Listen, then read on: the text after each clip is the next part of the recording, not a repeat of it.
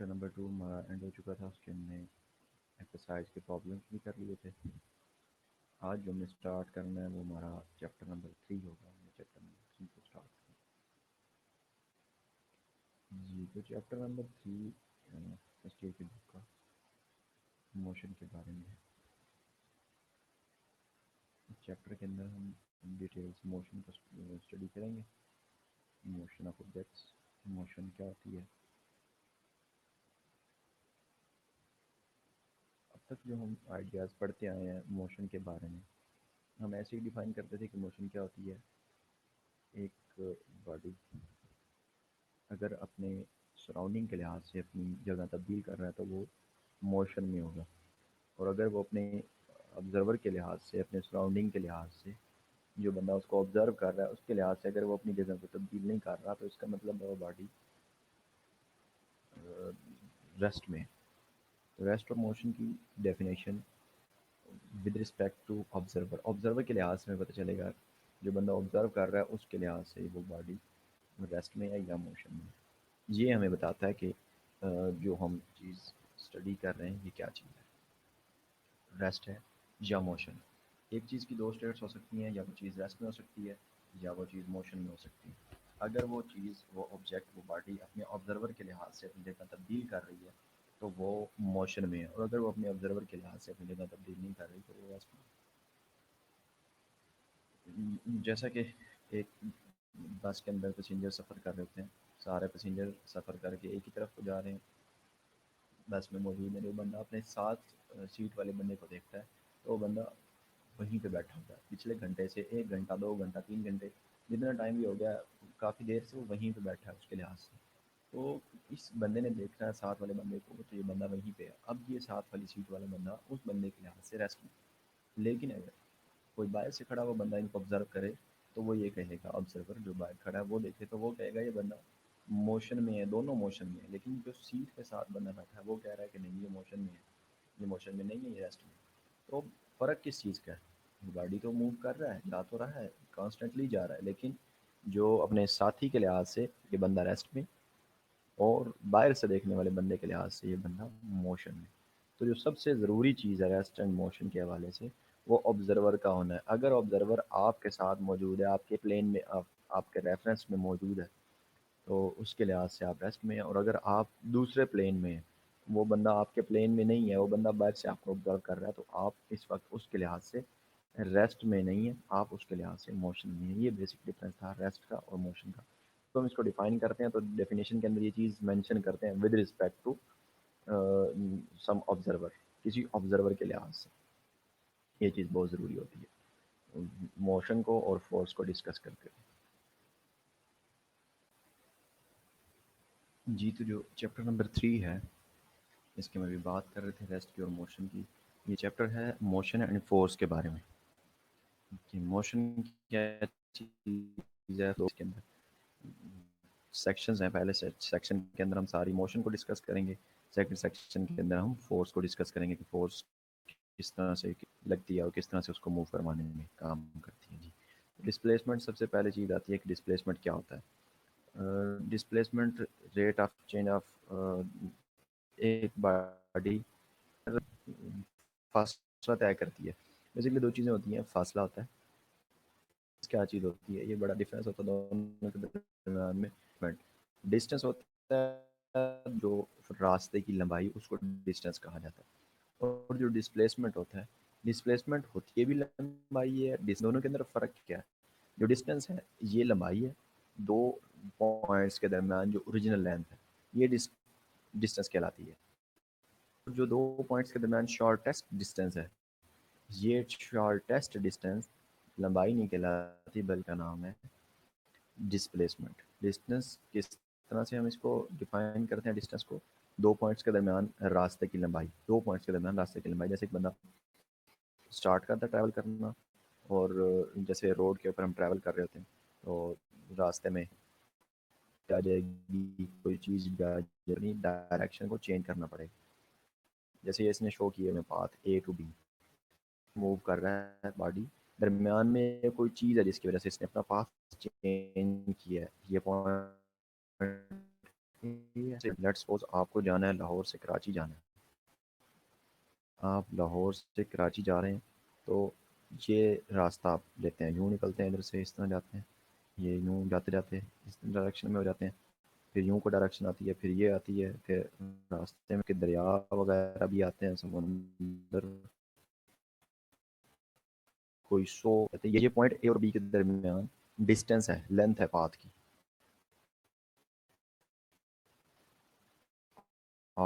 रास्ते की डिस्टेंस और डिस्प्लेसमेंट क्या होता है, अगर यही वाला बॉडी एक उससे अपनी डायरेक्शन को चेंज करता है, जाना है इसने भी उसी डायरेक्शन में जिसमें दूसरा बॉडी गया था, लेकिन अब ये इस तरह से जाता है स्ट्रेट, इससे शॉर्ट डिस्टेंस और कोई नहीं हो सकता इस ए से बी तक मूव करने का, इससे ज़्यादा शॉर्ट डिस्टेंस नहीं हो सकता। ये जो डिस्टेंस है ये स्ट्रेट लाइन, तभी कहते हैं कि सीधा जाना और सीधा आना, स्ट्रेट लाइन, स्ट्रेट लाइन,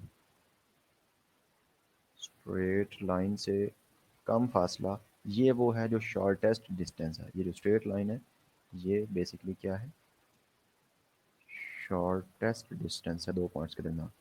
दो पॉइंट्स के दरमियान जो शॉर्टेस्ट डिस्टेंस होता है, कम से कम फासला, उस डिस्टेंस का नाम होता है डिस्प्लेसमेंट। ये जो मोटे वाली लाइन है ये शो कर रही है डिस्प्लेसमेंट को, और ये जो ये वाली लाइन है ये डिस्टेंस को शो कर रही है।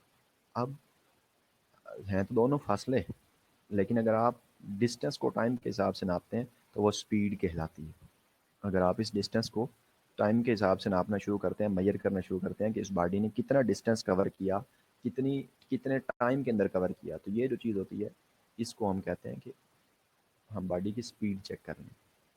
क्लियर है बात, अगर बॉडी का डिस्टेंस को टाइम के हिसाब से मेजर करना शुरू करें तो उसको उसका स्पीड कहते हैं।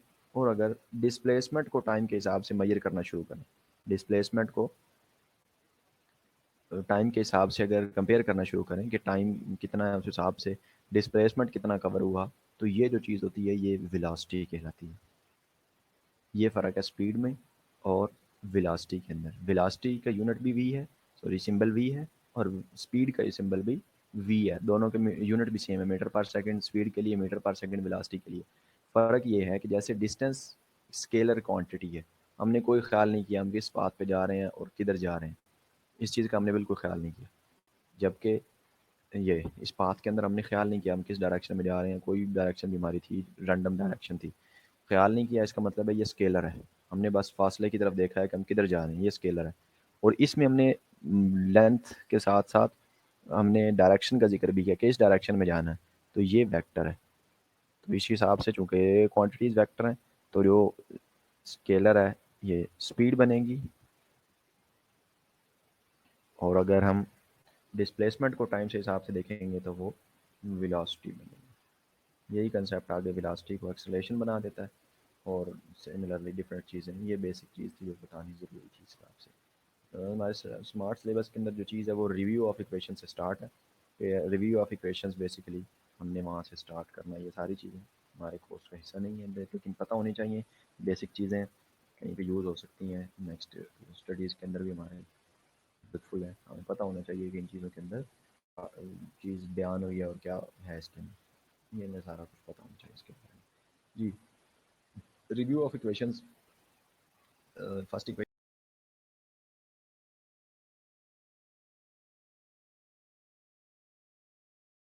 सिंपल है, V F is equal to we I plus A T. हम रिव्यू का देख लेते हैं। फर्स्ट इक्वेशन ऑफ मोशन है V F is equal to we I plus A T, ये फर्स्ट इक्वेशन है। सेकंड इक्वेशन है S is equal to we I T plus half A T square. Third equation है two A S is equal to v f square minus v i square, ये third equation है। ठीक है जी, ये तीन equation है motion की। आगे इन इक्वेशन को जिस टाइप में हम मॉडिफाई करना चाहें कर सकते हैं। यहाँ पे फर्स्ट इक्वेशन को शायद मॉडिफाई किया गया हो, चेक कर लेते हैं जी। ये इक्वेशन को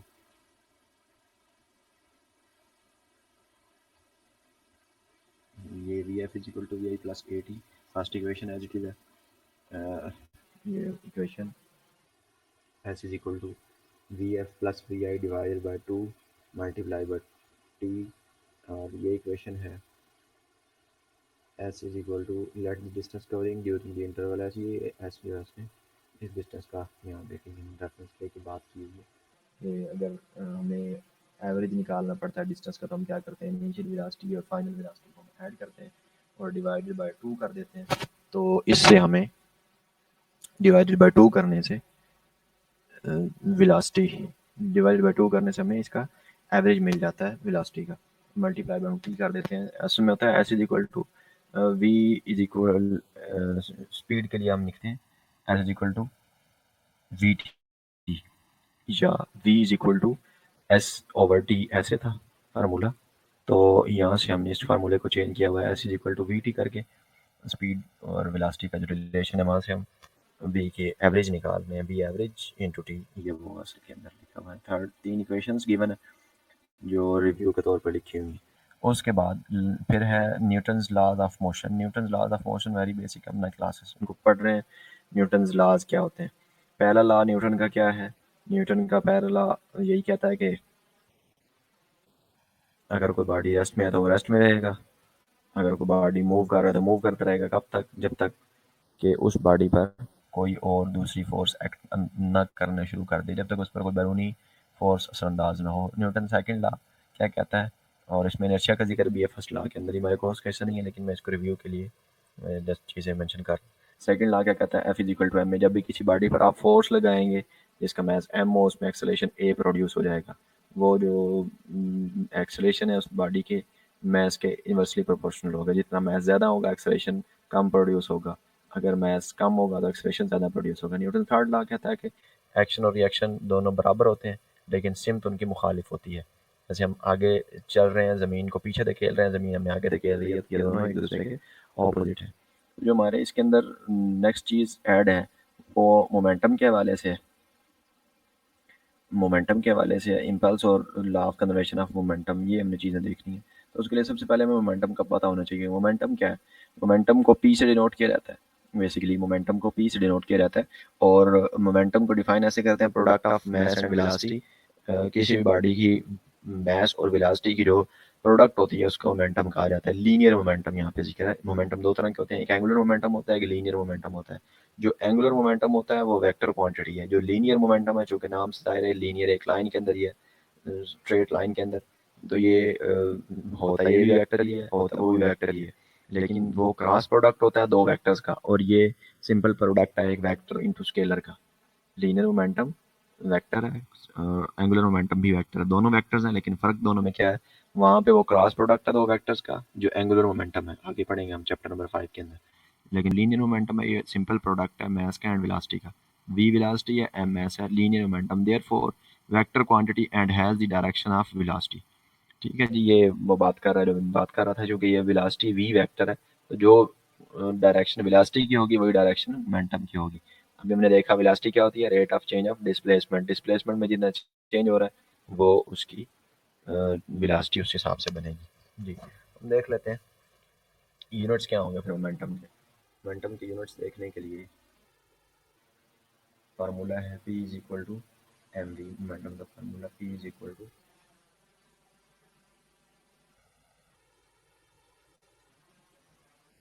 ये फार्मूला है। तो ये जो m है, m मास के लिए होता है, मास का यूनिट हमें पता है kg होता है, और v वेलोसिटी है, वेलोसिटी का यूनिट हमें पता है मीटर पर सेकंड होता है। तो जो मोमेंटम है p, इसको हम लिख सकते हैं कि इसका यूनिट क्या हुआ फिर kg मीटर पर सेकंड, ये मोमेंटम का यूनिट हुआ। p is equal to kg metre per second, kilogram metre per second, ये मोमेंटम का यूनिट है। ठीक हो गई बात? तो इसको मज़ीद शॉर्ट फॉर्म के अंदर करके न्यूटन सेकंड भी लिखा जा सकता है। क्यों न्यूटन सेकंड क्यों लिखा जा सकता है? हम देखिए ज़रा, न्यूटन सेकंड क्यों लिखा जा सकता है इसको देख लेते हैं। न्यूटन किसका यूनिट है? फोर्स का। न्यूटन सेकंड, न्यूटन फोर्स का यूनिट है, सेकंड टाइम का यूनिट है। इसको हम ओपन करते हैं, क्या यही चीज़ बनती है? फोर्स का यूनिट हमें बताया फिजिकल टू एम में होता है, force f is equal to m में होती है, मल्टीप्लाई टी, तो एम में को जब आप लिखते हैं kg मीटर पर पर सेकेंड मल्टीप्लाई बाय टाइम का यूनिट हो गया सेकंड, लिख दिया टाइम को,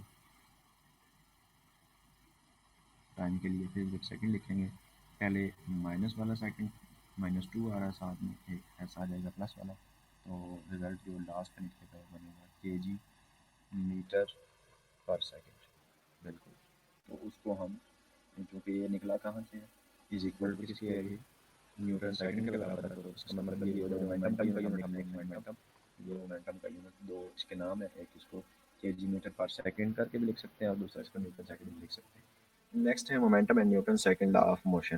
मोमेंटम का और Newton second law of motion का आपस के अंदर क्या ताल्लुक है। अभी हम चीज़ देख रहे थे कि Newton second law of motion क्या है। Newton second law of motion असल के अंदर है P is equal to, sorry momentum में लिख देता हूँ, P is equal to M v, और जो Newton second law of motion है वो है F is equal to m A.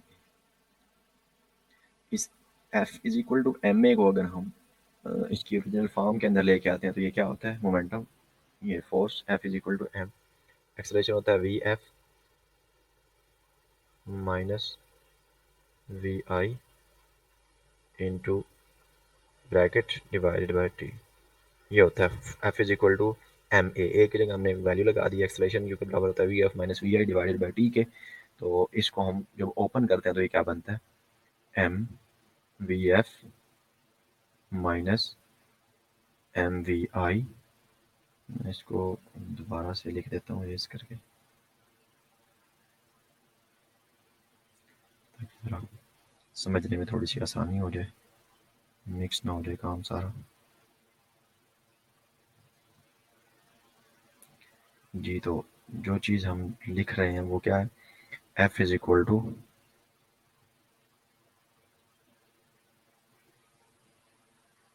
M V F minus M we i divided by t. तो ये जो चीज़ है M V F minus M we i divided by t, ये m v क्या चीज़ होती है, एम वी मोमेंटम है, साथ में एफ लगा हुआ है, तो इस चीज़ का नाम हम क्या बनाएंगे, एम वी मोमेंटम लिखना था लेकिन साथ में एफ है तो हम इसको लिख देंगे मोमेंटम। कौन सा मोमेंटम, जो कि फाइनल मोमेंटम है, माइनस ये भी मोमेंटम है सेकंड वन वाला, लेकिन साथ में आई लगा हुआ तो कौन सा मोमेंटम होगा, फाइनल इनिशियल मोमेंटम होगा, इसको लिखेंगे P i divided by T है, तो ये किसके बराबर है, पी के बराबर है मोमेंटम के, जो हमने सॉरी फोर्स के बराबर है, यहाँ पे मोमेंटम नहीं है, फोर्स के बराबर। F is equal to p f minus p i divided by t के। तो ये जो p f minus p i है, अब तक हम इस चीज़ को क्या लिखते हैं, फाइनल माइनस इनिशियल जो भी चीज़ होती है उसका नाम होता है चेंज, उस चीज़ को हम क्या लिखते हैं, ये चीज़ चेंज के बराबर है। चेंज किस में, जो भी क्वांटिटी हमारे पास गिवन है उसके अंदर चेंज, इसको हम लिख सकते हैं delta p divided by t. तो ये फोर्स है, force is equal to del p over del t, इसका नाम होता है चेंज, जिसके डिवाइड में टी लगता है उसको चेंज बोलते हैं। सिमिलरिटी लगाने के लिए डेल्टा टी लगा दें, क्योंकि जब मोमेंटम चेंज होगा तो उसके साथ साथ टाइम भी चेंज होगा, जस्ट इसलिए del p over del t. तो क्या निकला यहाँ से रिलेशन, रिलेशन निकला force is equal to rate of change of momentum, force is equal to rate of change of momentum. हमने स्टार्ट कहाँ से किया था, न्यूटन सेकंड लॉ से पहुंचे किधर, मोमेंटम पे। तो यही काम है, इसको आप दो तरह से लिख सकते हैं, चाहे आप स्टार्ट करें मोमेंटम से, चाहे आप स्टार्ट करें एक्सेलरेशन से, जिससे भी आपका दिल करता है आप इसको आसान तरीके से आसान डायरेक्शन में लेके जा सकते हैं। ये निकला न्यूटन्स का second law in terms of momentum. Rate of change of applied momentum is equal to rate of change of momentum of body equals to the applied force. इसने लिखा है, आप इसको अपनी आसानी के लिए जो मर्जी लिखें, force is equal to rate of change of momentum, या ऐसे लिख लें rate of change of momentum of a body is equal to applied force. तो दोनों तरह से ये ठीक है। अब इसमें एक और चीज़ जो हम मज़ीद देख सकते हैं कि ये जो डेल्टी है डिवाइड में आ रहा है फॉर टाइम, इस टाइम को अगर हम फोर्स के पास ले जाते हैं तो एक नया रिलेशन यहाँ से हमारे पास प्रोड्यूस हो सकता है। वो रिलेशन क्या होगा, जो नया रिलेशन हमारे पास प्रोड्यूस होगा उसको भी ज़रा हम चेक कर लेते हैं। ये रिलेशन है f is equal to del p over del t. इस टी को हम उधर लेके जाते हैं तो ये बनेगा f multiply by t divide is equal to del p. Force multiply by time is equal to rate of change of, sorry just change of momentum. Change of momentum है तो इसको लिख सकते हैं f multiply by t is equal to p f minus p आई, इसको open करके लिख सकते हैं। जब कोई फोर्स किसी बॉडी पर वेरी शॉर्ट टाइम के लिए असरअंदाज होती है, ये है फोर्स मल्टीप्लाई बाय टाइम। ये कौन सा टाइम है? वो टाइम जिसके दौरान में मोमेंटम चेंज हो रहा है। ये वो टाइम है जिसके दौरान में मोमेंटम चेंज हो रहा है। तो जो मोमेंटम चेंज होने का टाइम है वो वेरी शॉर्ट होता है। पहला, जैसे दो चीज़ें आपस के अंदर स्ट्राइक करती हैं, हिट होती हैं, दो गाड़ियाँ या कोई दो ऑब्जेक्ट, जैसे हम क्रिकेट खेलते हुए, एक टाइम वो होता है जब बॉल बैट के साथ हिट करती है बिल्कुल फ़ौरन मौके पे। उस वक्त में क्या होता है, बॉल अपनी स्पीड से आ रही होती है, बैट अपनी स्पीड से आ रहा होता है। उस वक्त दोनों का मोमेंटम इनिशियल होता है, बहुत ज़्यादा मोमेंटम के साथ दोनों, बॉल भी आ रही है बैट भी आ रहा है। जब ही बॉल और बैट टकराते हैं तो बैट का सारा मोमेंटम बॉल को ट्रांसफ़र हो जाता है और बैट का मोमेंटम ज़ीरो हो जाता है, होते होते ज़ीरो हो जाता है, रुक जाता है बैट एक पोजीशन पे आकर, और बॉल अपनी पहली रफ्तार से भी ज़्यादा तेज़ी से मूव करना शुरू कर देती है। तो ये जो पॉइंट है ये वेरी शॉर्ट टाइम होता है, जिस टाइम के दौरान में फोर्स लग रही है और एक बॉडी का मोमेंटम दूसरे बॉडी को ट्रांसफ़र हो रहा है। इसको बोलते हैं product of force and time. इसका नाम होता है इम्पल्स का, इम्पल्स। और इस इम्पल्स को डिफाइन कैसे करते हैं? When a very large force acts on a body for very short interval of time. When a very large force, जब एक बहुत बड़ी फोर्स किसी बॉडी के साथ एक्ट करे, किसके लिए? ये टाइम क्या है? ये वेरी स्मॉल होना चाहिए। कंडीशन ये है, जो टाइम है ये वेरी वेरी स्मॉल होना चाहिए। इसको हम कहते हैं कि ये इम्पल्स है। When very large force acts on a body for a very short interval of time, then the product of force and time is called momentum, हाँ सॉरी impulse। ये वो सारी बात मैंने की है, इसको देख लीजिएगा ये कैसे इसमें लिखी हुई है स्टोरीज के अंदर। एग्जाम्पल 3.2 आपको देखनी है कैसे है। बड़ी सादा अल्फाज के अंदर मैथ गिवन है केजी के अंदर, और इनिशियल वेलोसिटी उसकी दी हुई है, और ये फाइनल वेलोसिटी, इनिशियल वेलोसिटी। पहले वो रिड्यूस हुई है वेलोसिटी, तो हमें पता चल रहा है जब भी वेलोसिटी रिड्यूस होती है तो वेलोसिटी के साथ नेगेटिव का साइन आता है। जो चेंज इन वेलोसिटी होती है वो नेगेटिव आएगी, जो आंसर आएगा वो भी नेगेटिव ही आएगा। ओके, टाइम है 3 सेकंड। जो पहले वेलोसिटी देता है हमें वो इनिशियल होती है, जो बाद में देता है वो फाइनल वेलोसिटी होती है। Initial velocity is equal to 20 metre per second, final velocity 15 metre per second, और time 3 second. How large was the average retarding force? Retarding force जो होती है ये वो फोर्स होती है जो उसको रोक रही होती है, उस पर एक्ट हो रही होती है। हमने फाइंड क्या करना है? फोर्स फाइंड करनी है। F is equal to m a, वहाँ से बेशक फार्मूला निकाल लें या डायरेक्ट फार्मूला लगा लें, f cross t is equal to m. चीज़ें देखें कौन कौन सी हैं, टाइम है, मैथ है, इनिशियल वेलोसिटी और फाइनल वेलोसिटी है। तो ये डायरेक्ट हमें लेके जा रहा है इम्पल्स की तरफ। ठीक है जी, तो इम्पल्स की बात हुई। रिटार्डेशन आएगी तो रिटार्डेशन माइनस में होनी चाहिए, जो उसको रोक रही है। जाहिर बात है, अभी हमने देखा जब वेलोसिटी में चेंज निकालेंगे तो वो नेगेटिव में होगा। और लास्ट वन जो हमारा आज का टॉपिक है ये है law of conservation of momentum. Very important law है, बेसिक लॉ है, ये हमें पता होना चाहिए किस तरह से है, एग्जाम के पॉइंट ऑफ व्यू से भी काफ़ी इंपॉर्टेंट चीज़ है जी। Law of conservation of momentum, दो तीन चीज़ें हैं इसके अंदर जो सारी सारी हमें ध्यान में रखनी है। लॉ ऑफ कंजर्वेशन, कंजर्वेशन का मतलब होता है फिक्स रहना, कंजर्व रहना, खास रहना, अपनी बात से इधर उधर ना होना, इसको कहते हैं कंजर्वेशन। लॉ ऑफ कंजर्वेशन क्या मतलब? कंजर्व रहने का उसूल, फिक्स रहने का उसूल, किसके? मोमेंटम के। मोमेंटम के कंजर्व रहने का उसूल, ये एक ऐसा उसूल है जो ये बयान करता है कि मोमेंटम कंजर्व रहता है। ठीक है, जो बात बेसिक बात किया है, ये एक ऐसा असूल है जो ये बताता है कि मोमेंटम कंजर्व रहता है। कब का मोमेंटम? उस वक्त का मोमेंटम जब दो बॉडीज ने आपस में कोलाइड किया। अगर वो कोलाइड नहीं करती, उससे पहले जो उनका मोमेंटम है वो, और जो कोलिजन के बाद का मोमेंटम है, दोनों मोमेंटम बॉडीज के सेम होते हैं। हाँ ठीक है जी। Initial momentum before collision is equal to final momentum after collision, ये हमने इसके अंदर प्रूव करना है। इसके लिए हमें जो ज़रूरत पड़ेगी वो क्या होगी? आइसोलेटेड सिस्टम हमारे पास होना मस्ट है। ऐसा सिस्टम होता है, आइसोलेट का मतलब होता है तनहा होना, सबसे अलग थलग हो जाना, ये होता है आइसोलेट। आइसोलेटेड सिस्टम ऐसा सिस्टम जिस पर कोई बैरूनी फोर्स या कोई एजेंसी, कोई बैरूनी चीज़ मदाखलत ना कर रही हो, फोर्स एक्ट ना कर रही हो, आइसोलेटेड सिस्टम कहलाता है। आइसोलेटेड सिस्टम ऐसा सिस्टम जिस पर कोई बैरूनी फोर्स एक्ट ना करे, आइसोलेटेड सिस्टम कहलाता है। ठीक है जी। डिफाइन करते हैं इसको, law of conservation of momentum को। डेफिनेशन में सबसे पहले जो चीज़ आती है वो ये होती है, this law states that total linear momentum of an isolated system remains conserved या constant। ये लास्ट पे उसमें लिखा हुआ है, total linear momentum of an isolated system remains constant। Topic लिखने का तरीका भी यही होता है, हम स्टार्ट करते हैं डेफिनेशन से, फिर उसके बाद उसके एक्सप्लेनेशन की तरफ जाते हैं, डेरिवेशन और एक्सप्लेनेशन की तरफ। ये डेफिनेशन थी। नेक्स्ट में इसकी एक्सप्लेनेशन कैसे है, ये हमारे सामने दो ऑब्जेक्ट्स हैं फिगर 3.8 के अंदर। एक में शो कर रहा है कि बॉडी M1 मैस की है, दूसरी बॉडी का मैस M2 है, ये टू बॉल्स हैं।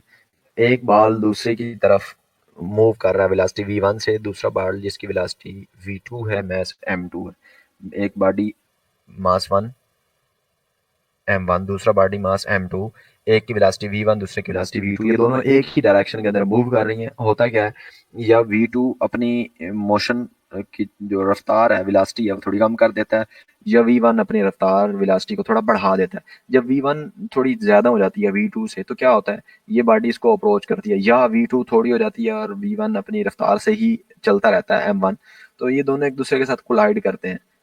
फाइनल ये हुआ कि दोनों ने कोलिजन की। जब कोलाइड करेंगे दोनों, कोलाइड होने के बाद दोनों सेपरेट भी होंगे। टाइम ऑफ कोलिजन, चूंकि अभी हमने पढ़ा इम्पल्स का टाइम वेरी शॉर्ट होता है, शॉर्ट टाइम के बाद दोनों बॉडीज अलग अलग हो जाते हैं।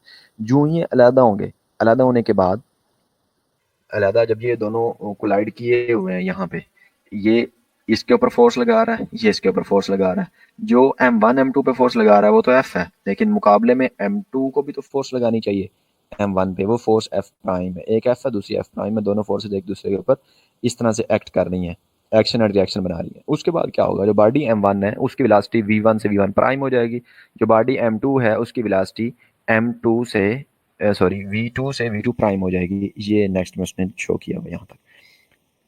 यहाँ से इसकी एक्सप्लेनेशन है, बिल्कुल सादा अल्फाज के अंदर लिखी हुई है, समझी जा सकती है आसानी से। Consider an isolated system of two smooth hard interacting ball. Smooth hard interacting इसलिए कह रहा है कि ये ना वो बाल्स आपस के अंदर टकराएं और एक बाल अंदर को घुस जाए, जैसे वो क्रिकेट बाल, प्रैक्टिस बाल यूज़ करते हैं गुब्बारे की तरह की, इस तरह की बाल नहीं होनी चाहिए जो लगे ऐसे पिचक जाए। ये वाली ना हो, हार्ड हो और ना इंटरेक्टिंग हो, हार्ड होनी ज़रूरी है बाल्स की।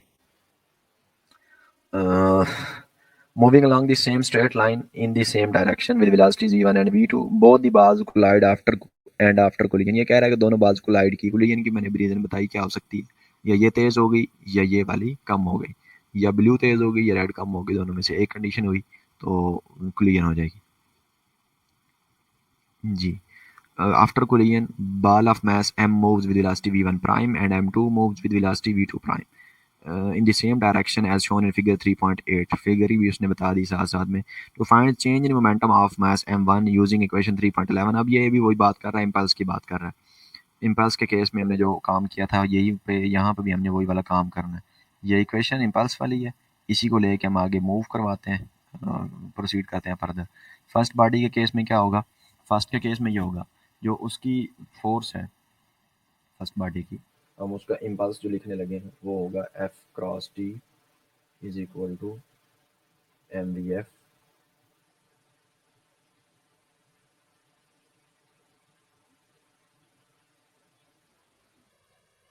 ये वो रिलेशन है जो हमने यूज़ करना है।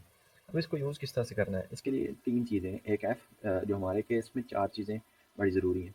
नंबर वन F, फिर F प्राइम है, V1 प्राइम है, V2 प्राइम है। ये चार चीज़ें हमने इसके अंदर यूज़ करनी है। ये किस तरह से यूज़ करनी है इसका थोड़ा सा ध्यान रखना। एक चीज़ मैं और देखता हूँ पर आपको साथ साथ दिखाता चलूँ। यहाँ पे ये F1 का जिक्र कर रहा है ना, F1, ये ब्लू बाल के ऊपर F1 prime, sorry F prime. तो ये ब्लू बाल के ऊपर क्योंकि फोर्स F प्राइम लग रही है तो इसकी वेलोसिटी अब आप देख रहे हैं कितनी है, V1 प्राइम। और जिसके ऊपर F लग रही है वो F2, वो V2 प्राइम के साथ मूव कर रही है, ठीक है।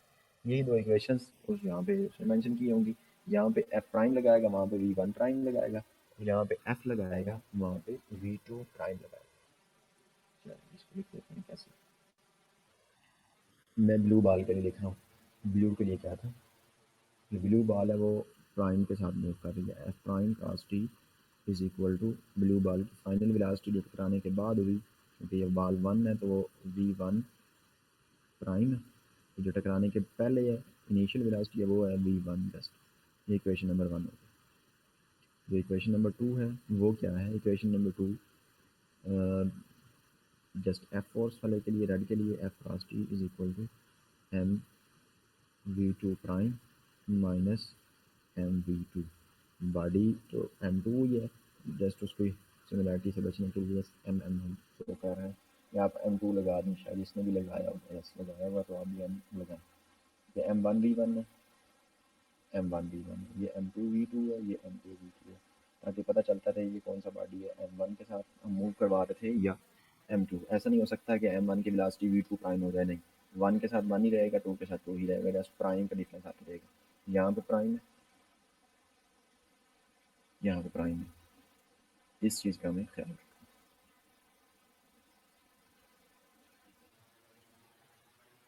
ठीक है जी, फिर क्या करना है, यहाँ तक कि हम इसका पहुँच गए हैं, one f prime multiply by t is equal to M1 V1 prime minus M1V1, similarly f multiply by t. और ये दूसरी इक्वेशन, अब लास्ट पे सिंपल काम है, दोनों को जस्ट ऐड करना, adding both sides. Equation number 1 थी, इसको इक्वेशन नंबर 2 करें, फिर क्या करें, adding equation 1 and 2।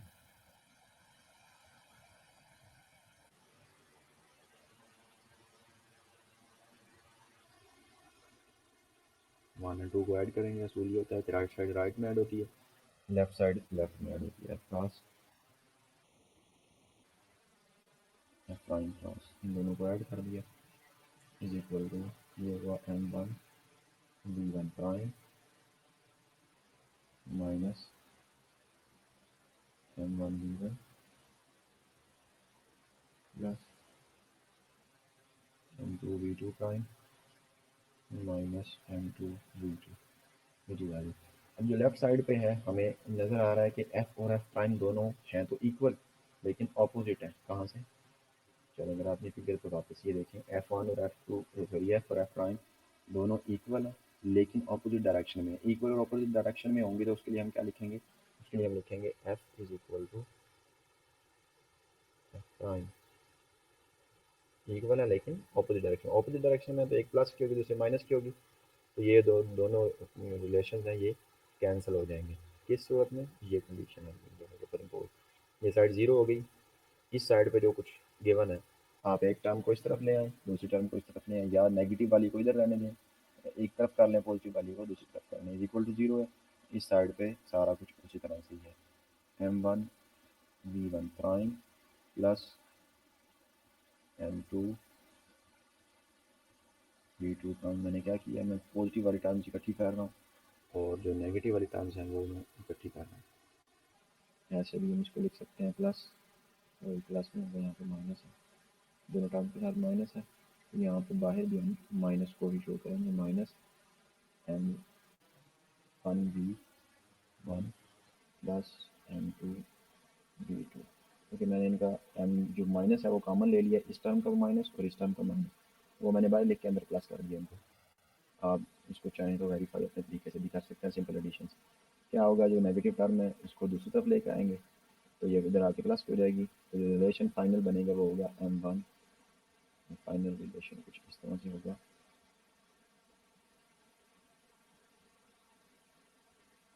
M1V1 prime plus M2V2 prime is equal to M1V1 plus M2V2। ये M1V1 क्या चीज़ है, मोमेंटम है, प्राइम शो कर रहा है, ये टकराने के बाद का मोमेंटम P बिफोर कोलिजन किसका, ऑफ 1। ये क्या चीज़ है, मोमेंटम है बिफोर कोलिजन किसका, ऑफ, सॉरी बिफोर नहीं आना था, यहाँ पे आफ्टर कोलिजन आना था, क्योंकि प्राइम है तो आफ्टर कोलिजन है, बिफोर कोलिजन नहीं है। P आफ्टर कोलिजन ऑफ 1, और ये है ऑफ 2, बॉडी 2 का आफ्टर कोलिजन, प्राइम शो कर रहा है कि कोलिजन के बाद का। यहाँ पे क्या है, कोलिजन से पहले का मोमेंटम और ये है कोलिजन से पहले का मोमेंटम बॉडी 2 का। तो ये क्या चीज़ है, मोमेंटम